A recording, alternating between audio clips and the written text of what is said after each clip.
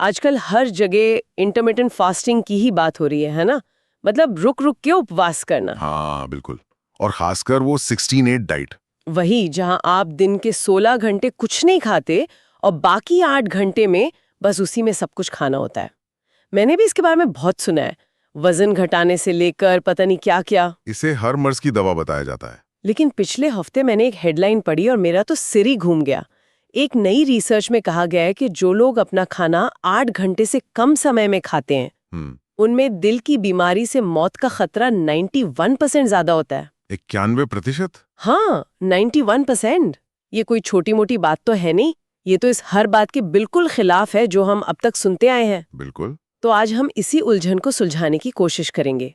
क्या intermittent fasting का जो ये सुनहरा महल हमने बनाया था, वो ताश के पत्तों की तरह ढहने वाला है, या इस डरावनी हेडलाइन के पीछे कोई और कहानी है? आज हमारा मकसद किसी एक नतीजे पर पहुंचना नहीं है, बल्कि इस पूरी पहेली के टुकड़ों को सही जगह पर रखना है। हम इस नई चौंकाने वाली स्टडी को देखेंगे, लेकिन साथ ही उन दर्जनों दूसरी स्टडीज को भी समझेंगे जो इसके फायदों की बात करती हैं। ठीक है, तो चलिए सीधे उस 91% वाले आंकड़े से ही शुरू करते हैं। ये खबर आई कहाँ से? ये आंकड़ा अमेरिकन हार्ट एसोसिएशन के एक सम्मेलन में पेश की गई एक शुरुआती रिसर्च से आया है। अमेरिकन हार्ट एसोसिएशन, मतलब कोई छोटा मोटा सोर्स नहीं है ये? नहीं, बिल्कुल नहीं। उन्होंने 2003 से 2018 के बीच करीब 20,000 अमेरिकी वयस्कों के खाने पीने के पैटर्न का विश्लेषण किया। और उसमें क्या मिला? यही कि जो लोग 8 घंटे से कम की विंडो में खाते थे, उनमें 12 से 16 घंटे की विंडो में खाने वालों की तुलना में दिल की बीमारी से मौत का खतरा 91% ज्यादा था। और मैंने पढ़ा कि शायद ये सिर्फ स्वस्थ लोगों के लिए नहीं था, जो लोग पहले से बीमार थे उनके लिए भी कुछ था इसमें। बिल्कुल। जिन लोगों को पहले से दिल की कोई बीमारी थी और वो 8 से 10 घंटे के बीच खाते थे, उनमें भी हृदय रोग या स्ट्रोक से मौत का खतरा 66% ज्यादा पाया गया। तो ये आंकड़े पहली नजर में काफी गंभीर लगते हैं। एक मिनट, अगर ये अमेरिकन हार्ट एसोसिएशन की स्टडी है तो हमें इसे गंभीरता से लेना चाहिए, पर इसमें कोई पेंच है, कुछ तो होगा। इसमें एक बहुत बड़ा पेंच है, और वो शब्द है पेश की गई। अच्छा। ये एक प्रिलिमिनरी यानी शुरुआती रिसर्च है। इसे अभी तक किसी वैज्ञानिक जर्नल में छापा नहीं गया है, और न ही दूसरे वैज्ञानिकों ने इसकी पूरी तरह से समीक्षा की है, जिसे पीयर रिव्यू कहते हैं। तो ये अभी आधा पका हुआ सच है एक तरह से। आप इसे एक तरह का ट्रेलर समझ सकती हैं, पूरी फिल्म नहीं। ये एक बातचीत की शुरुआत है, अंत नहीं। अच्छा, और मैंने ये भी सुना है कि जिस तरीके से ये डेटा इकट्ठा किया गया, उस पर भी कुछ सवाल उठाए गए हैं। हाँ, और ये बहुत जरूरी सवाल है। स्टैनफोर्ड यूनिवर्सिटी के क्रिस्टोफर डी गार्डनर जैसे विशेषज्ञों ने बताया कि यह सारा डेटा लोगों की याददाश्त पर आधारित था। याददाश्त पर? मतलब लोगों से पूछा गया कि उन्होंने पिछले 24 घंटों में क्या खाया था, और ऐसा सिर्फ 2 बार किया गया। सिर्फ 2 दिन? ये तो बहुत ही कम है। ईमानदारी से कहूं तो अगर कोई मुझसे पूछे कि मैंने परसों लंच में क्या खाया था, तो मुझे सोचने में 5 मिनट लग जाएंगे। बिल्कुल। और मेरी सोमवार की डाइट और शनिवार की डाइट में तो जमीन आसमान का फर्क होता है। क्या सिर्फ 2 दिन के खाने से किसी के सालों पुराने पैटर्न का अंदाजा लगाया जा सकता है? यही सबसे बड़ी सीमा है स्टडी की। 2 दिन किसी की लंबी अवधि की आदतों का प्रतिनिधित्व नहीं कर सकते। और एक बात और। हाँ, दूसरी और उससे भी बड़ी बात यह है कि इस पर कोई जानकारी नहीं है कि लोग उस 8 घंटे की विंडो में क्या खा रहे थे। सही। हो सकता है वे सिर्फ बर्गर और फ्राइज खा रहे हों, या फिर पोषक तत्वों से भरपूर भूमध्य सागरीय खाना।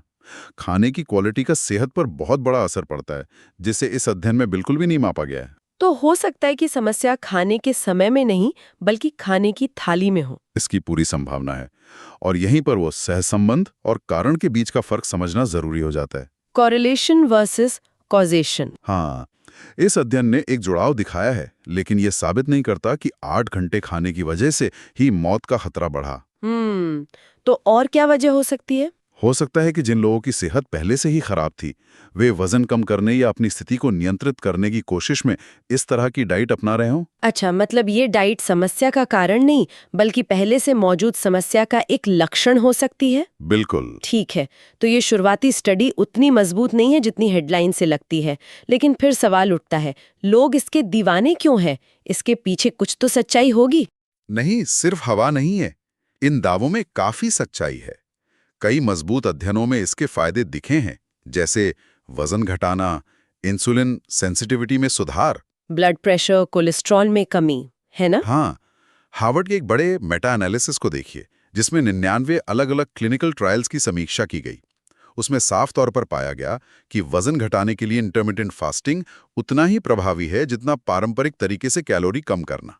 तो ये काम तो करता है। हाँ, ये काम करता है, लेकिन असली सवाल ये है कि ये कैसे काम करता है। यहीं पर विज्ञान थोड़ा दिलचस्प हो जाता है। मैंने मेटाबॉलिक स्विचिंग के बारे में पढ़ा है। इसे आसान भाषा में कैसे समझाया जा सकता है? जरूर।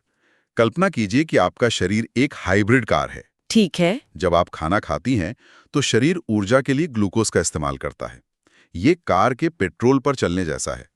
लेकिन जब आप 10-12 घंटे तक कुछ नहीं खाती तो शरीर को एहसास होता है कि पेट्रोल खत्म हो रहा है। तब वो बैटरी पर आ जाता है। बिल्कुल। तब वो एक स्विच दबाता है और अपनी बैटरी पावर यानी शरीर में जमा फैट को ऊर्जा के लिए इस्तेमाल करना शुरू कर देता है। इसी को मेटाबॉलिक स्विचिंग कहते हैं। और इस स्विचिंग से शरीर में क्या होता है? ये सिर्फ फैट ही जलाता है या कुछ और भी करता है? ये सिर्फ फैट नहीं जलाता, इससे AMP नाम का एक पाथवे सक्रिय हो जाता है। AMPK? हाँ, आप इसे शरीर का एक तरह का स्मार्ट एनर्जी सेंसर समझ सकते हैं। जब ये सेंसर महसूस करता है कि ऊर्जा का स्तर कम है, तो ये कोशिकाओं को मरम्मत और सफाई करने का सिग्नल भेजता है। इस प्रक्रिया को ऑटोफेजी कहते हैं। ऑटोफेजी, मैंने ये शब्द सुना है। इसका मतलब है खुद को खाना। सुनने में थोड़ा डरावना लगता है। सुनने में भले ही डरावना लगे, लेकिन ये शरीर के लिए एक डीप क्लीन जैसा है। कोशिकाएं अपने पुराने खराब हिस्सों को रिसाइकिल करती हैं, जिससे वे ज्यादा कुशलता से काम कर पाती हैं। और कीटोन बॉडीज का क्या? हाँ, जब शरीर फैट जलाता है तो वो कीटोन बॉडीज बनाता है। ये मस्तिष्क के लिए एक सुपर फ्यूल की तरह है, जो मानसिक स्पष्टता और बेहतर फोकस दे सकती हैं। तो एक तरफ हमारे पास वो डरावनी हेडलाइन वाली स्टडी है और दूसरी तरफ ये मजबूत वैज्ञानिक प्रक्रिया है जो शरीर की सफाई और मरम्मत की बात करती है। ये तो बिल्कुल विरोधाभासी लगता है। और यही विरोधाभास हमें आज के सबसे महत्वपूर्ण सवाल पर लाता है। ये बात मेरे दिमाग में भी घूम रही है।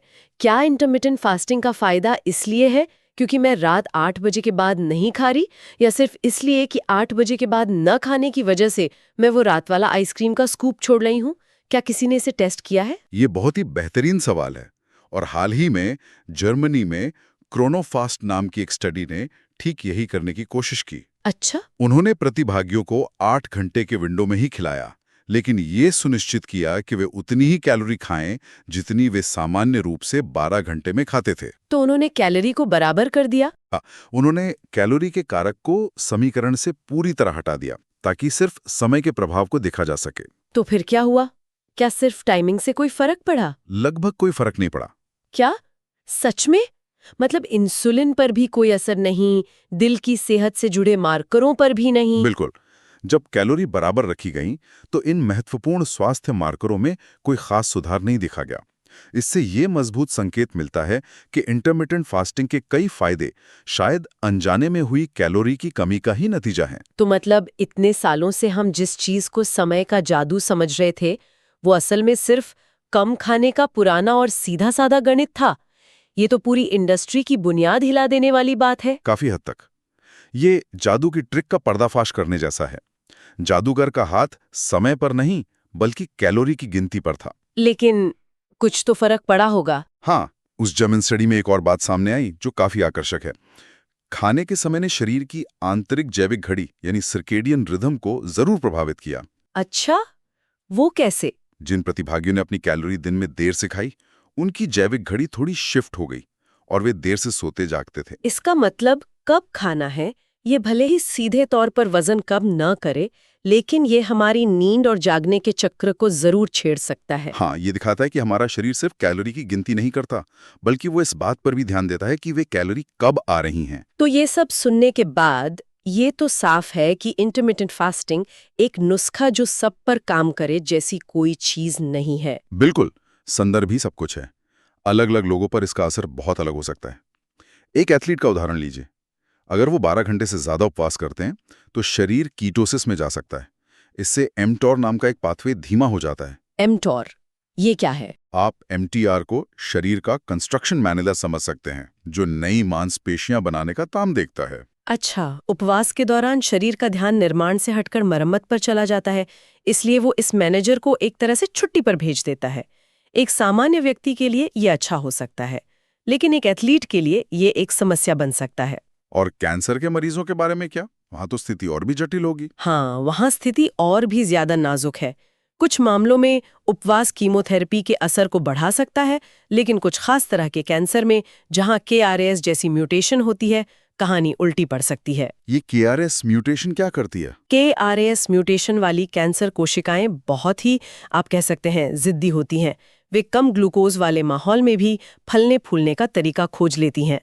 अरे बाप रे! तो जब आप उपवास करते हैं और शरीर में ग्लूकोज कम होता है, तो बाकी सामान्य कोशिकाएं संघर्ष करती हैं, लेकिन ये KRAS वाली कोशिकाएं अनजाने में एक बढ़त हासिल कर लेती हैं। ये तो बहुत ही विरोधाभासी है। और इम्यूनिटी पर इसका क्या असर होता है? वहां भी यही दो धारी तलवार वाली बात है।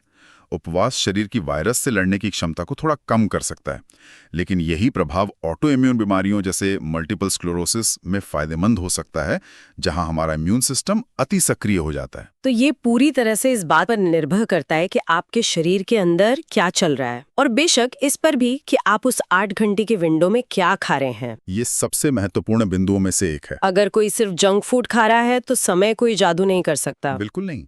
भूमध्य सागरीय डाइट जैसी स्वस्थ डाइट के साथ इसके नतीजे बेहतर हो सकते हैं, लेकिन अगर डाइट में प्रोसेस्ड फूड और चीनी ज्यादा है तो उपवास के किसी भी संभावित फायदे को वो खत्म कर सकती है।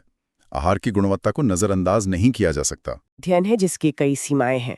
हाँ, ये एक अलार्म जरूर है, लेकिन अभी तक आग लगने का सबूत नहीं है। और हमने ये भी देखा कि इंटरमिटेंट फास्टिंग के कई फायदे सिर्फ खाने की खिड़की से नहीं, बल्कि मुख्य रूप से कैलोरी में कमी से जुड़े हो सकते हैं। ये कोई जादुई समाधान नहीं है। इसका असर हर व्यक्ति के सेहत, उसकी जीवन शैली और सबसे महत्वपूर्ण उसके खान-पान की गुणवत्ता पर निर्भर करता है। ये हमें एक बहुत ही जरूरी निष्कर्ष पर लाता है। ऐसा लगता है कि हम शायद गलत सवाल पर ध्यान दे रहे थे। बिल्कुल। मुख्य बात यह है कि क्या खाया जा रहा है, ये शायद कब खाया जा रहा है, इससे कई ज्यादा जरूरी है। एक पोषक तत्वों से भरपूर संतुलित आहार किसी भी समय सारणी से ज्यादा शक्तिशाली हो सकता है। तो अंत में सोचने के लिए एक विचार ये है कि खाने की खिड़की के घंटों में उलझने के बजाय और दिन भर घड़ी देखने के बजाय, क्या ये सोचना ज्यादा फायदेमंद नहीं होगा कि हमारे भोजन की गुणवत्ता और समय का हमारी शरीर की अपनी आंतरिक घड़ी के साथ क्या संबंध है? शायद देर रात खाने से बचने जैसा एक सरल बदलाव हमें बिना किसी सख्त नियम और संभावित जोखिमों के ज्यादातर फायदे दे सकता है।